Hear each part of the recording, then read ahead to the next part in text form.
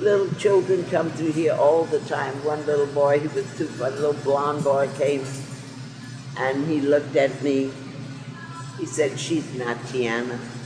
I said, "I'm sorry, Tiana got old."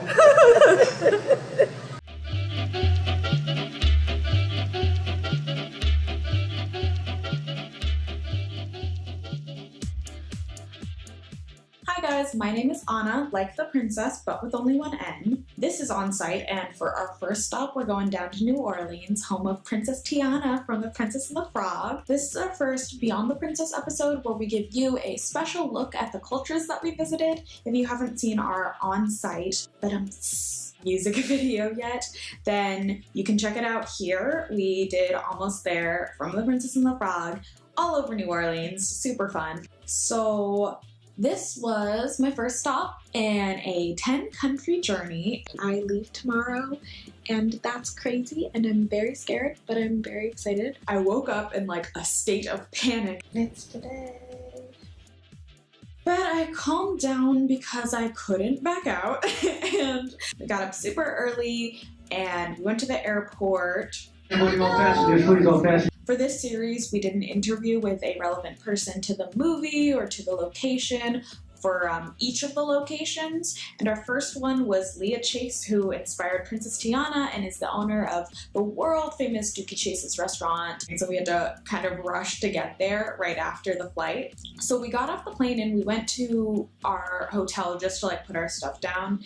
And the hotel was like decked out. Like the whole city was kind of decked out. And then we ran over to Treme, where Dookie Chase's restaurant is. We were waiting at Dookie Chase's for a sec because everyone wants to meet Leah. Like various presidents have gone to Dookie Chase's, obviously some Disney execs. Disclaimer, we had to do her interview in the kitchen, which was kind of amazing because it's her workspace. She's still the head chef at Dookie Chase's. She's still working there even though she's in her 90s because she loves it so much and she's amazing. But it did get a little loud, so just bear with us. Hi, Miss Chase. Thank you so much for joining me. I'm so excited to have you. So tell us about the restaurant and its history. Well, we've been here, some 76 years, and right on this corner. It started as a sandwich shop, then grew to this. It was hard going, Anna. We came up before secrecy, before integration really. For some uncanny reason, we were able to get by serving both races, whites and blacks. Because if whites had to meet with you, this is where they had to meet, here. And you know, it was really illegal for blacks and whites to eat or to entertain under the same roof. But for some reason or the other, we got by with it here. The Freedom Riders and all those people will tell you, they would call this a safe haven for them. Nobody bothered them. The police never, ever, ever entered this door. Never. That's amazing. And so not only are you inspirational in the African American community, but you inspired Princess Tiana. Yeah, that was too funny. You know, the people came from Disney, so they came to dinner, and I met them like I do all my guests. I talked to them. Then they came back the next night, and they questioned me about what was going on, and I told them the things I did in life and what I expected to do and what I love to do, and they listened. So then they came back and they said, you know, we're going to have an African-American princess in Disney now. Oh, I said, that's fine, it's about time. You know, we had Snow White, we had Belle, we had Cinderella, but never a little African princess. You know, it would be inspirational to all little black girls to have see it. And then they said, okay. And the next time they came, they said, we're going to base this on your life. I said, good what? I'm going to base this princess on your life.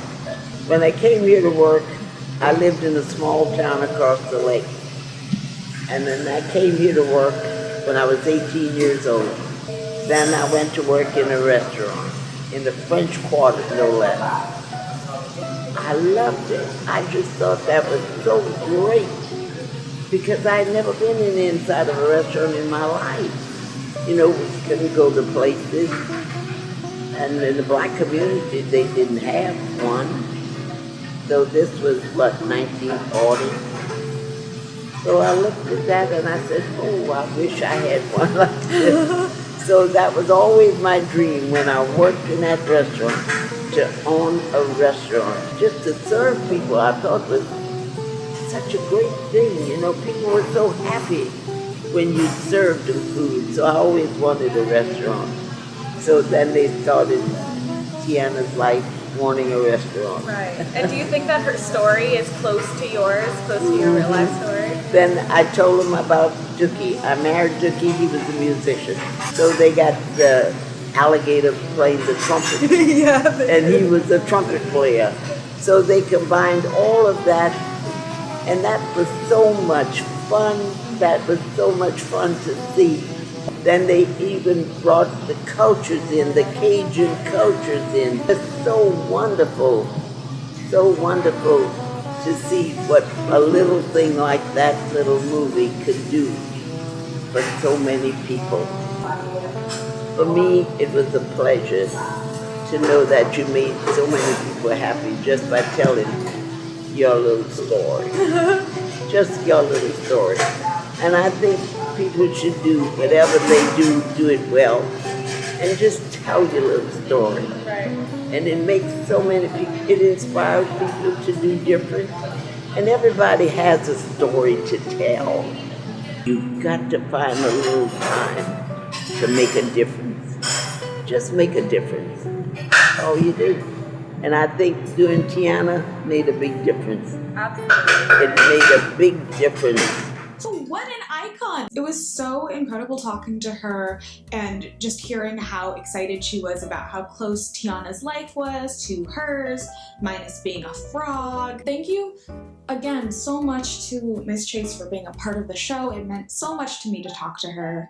Oh, also, we actually ate at Dookie Chase's right after the interview, and it was good. During our lunch, we had a chat with 3 women, Lula, Tanya, and Monique, who are really prominent in the New Orleans community. But they told us about everything in the New Orleans scene, from voodoo to African-American culture. One of the big things that they did kind of stress from the get-go was that New Orleans kind of shuts down during Mardi Gras, and a lot of the locals leave, which kind of sucked for my purposes, but The Princess and the Frog does take place during Mardi Gras, so I figured everything that happened would therefore be relevant to The Princess and the Frog. It is day 2. It is this hour. So we got up super early to try to avoid the crowds the next morning to film Almost There. It went really well. It was a lot of us figuring out what we were doing because it was the first one. Good morning, we're here filming the music video for Almost There. This pretty harbor, look at that. And it was awesome because there was a conveniently placed stage that you see. I think they'd set it up for one of the shows, or it might always be there, but it was very particularly stagey that we filmed on. I think that night we went to a parade in Canal Street. I'm on audition to get some beans. It's gonna happen. It's gonna be great. So we were staying on Canal Street, which is one of the main streets in New Orleans. Second try. And so it was very overwhelming and very crowded. But yeah, it was really fun. Everyone just kind of seemed like they were out there to have a good time, so that was great. We got beans from these nice drunk British people from London who told us about London. So successful. Yeah.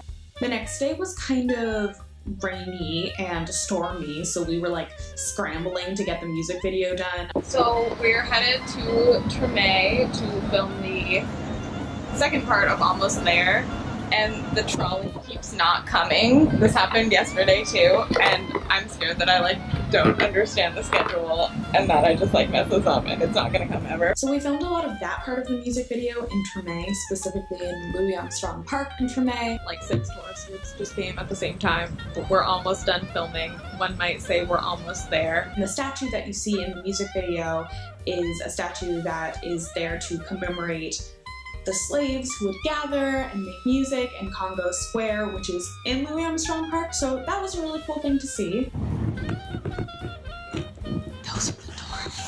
Treme is also recognized as one of the oldest, I think the oldest African American community in America, according to NewOrleans.com. But Dookie Chases is in Treme, and Tiana probably would have been there, and so it just meant a lot to me to include that bit of history in it. Hey guys, so we're on Frenchman Street trying to find some jazz. So we ended up going to Frenchman Street, which is known for its jazz scene. I was not 21 yet. I was like a week shy. Update, it is hard to find jazz when you're not 21. But we ended up finding a cool place with a really good group called the New Orleans Swinging Gypsies.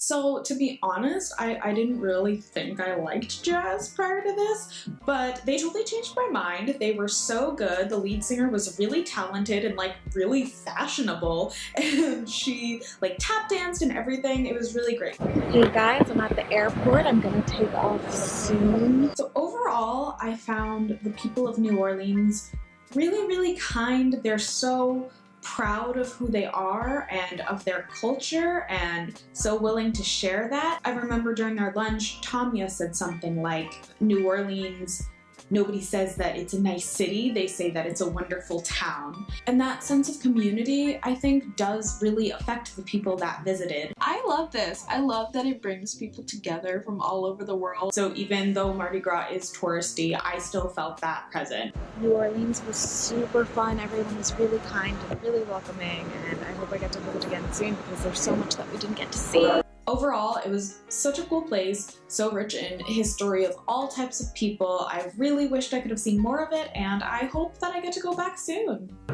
You do that, and you do your job, and you do it well, and you look pretty. Oh, thank anyway. you. Maybe they'll make me a princess. You're already a princess. Oh, thank you. That didn't go to my head at all. Thanks so much for watching. If you liked it and are excited to see where we go next, go ahead and like and subscribe. Support our Patreon if you feel so inclined, and comment below with what your favorite thing to do in New Orleans is. See you next time. Bye, New Orleans. Happy Mardi Gras.